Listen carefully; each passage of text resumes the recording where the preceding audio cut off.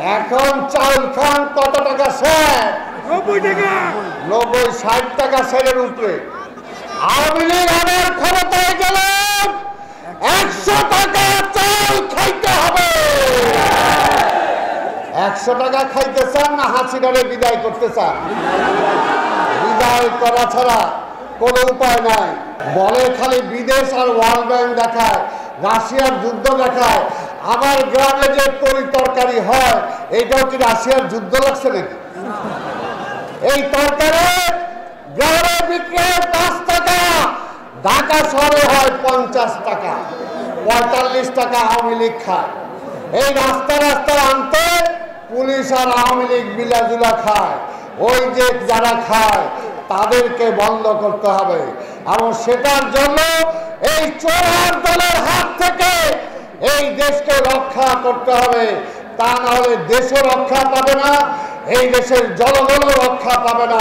লুটেরা সরকার, একটা চোরের সরকার, একটা বাটপার সরকার,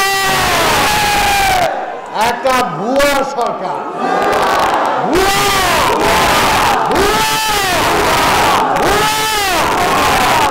সরকার দেশের মানুষ এখন তারে চায় না, আর বিদেশে যারা পা ধরাধরি করতেছে।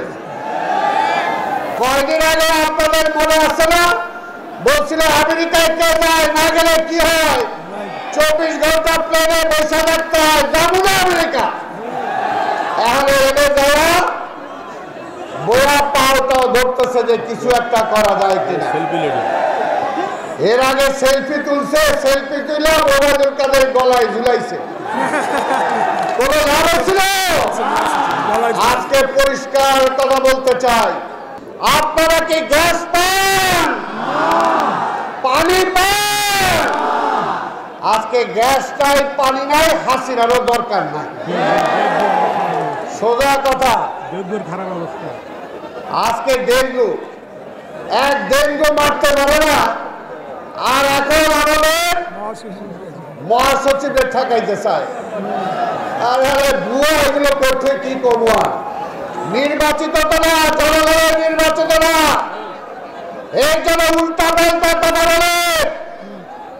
আজকের এলাকার মানুষকে বলতে চাই, এই সংগ্রাম খালেদা জিয়ার সংগ্রাম নয়, এই খালেদ সংগ্রাম তারেক রহমানকে প্রধানমন্ত্রী বানানোর সংগ্রাম না।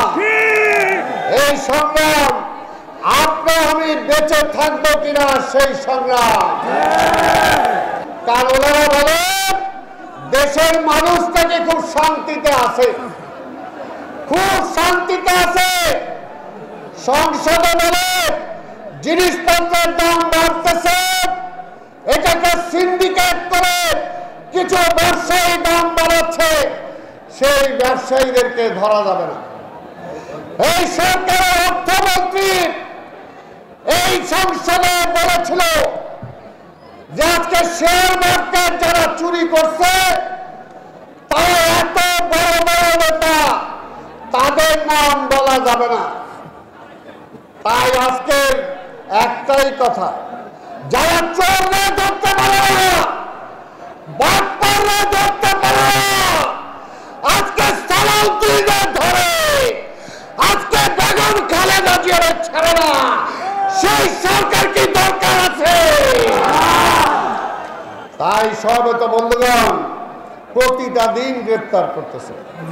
এখন আমাদের জনতার মেয়র আমার কাছে একটা স্লিপ দিল যে গতকালকে 35 নম্বর ওয়ার্ডের সাংগঠনিক সম্পাদক আল আমিন হোসেন রুবেলকে গ্রেফতার করছে। প্রতিটা দিন 68 জাকিরকে গ্রেফতার করছে। এরকম নাম বলতে গেলে 1 ঘন্টা উপরে চলে যাবে, নাম বলতে চাই না।